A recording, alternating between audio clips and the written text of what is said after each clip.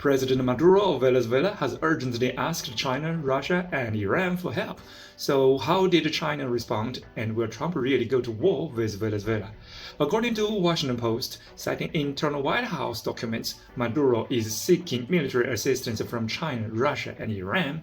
Including missiles, radar systems, and drones, he has reportedly drafted a letter to Beijing expressing his wish to expand military cooperation to deal with rising regional tensions, especially hoping to obtain advanced radar systems from China. China's official response was, "The cooperation between China and Venezuela is normal interaction between two sovereign states. It is not directed against any third party and will not be influenced or interfered with by any third party."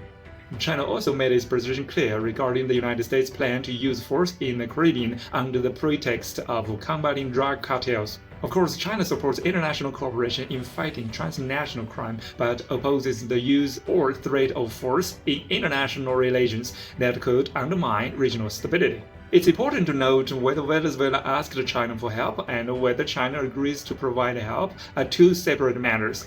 What Western media wanted to confirm was whether Venezuela had made the request, and China's reply was deliberately vague, neither confirming nor denying it.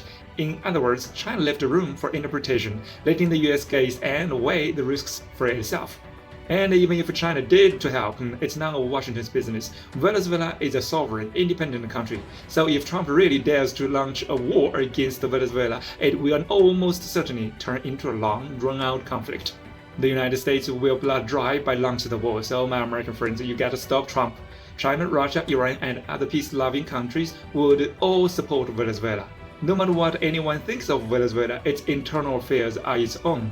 Only the Venezuelan people have the right to decide their country's future. If Trump attacks Venezuela, that would be an invasion, plain and simple.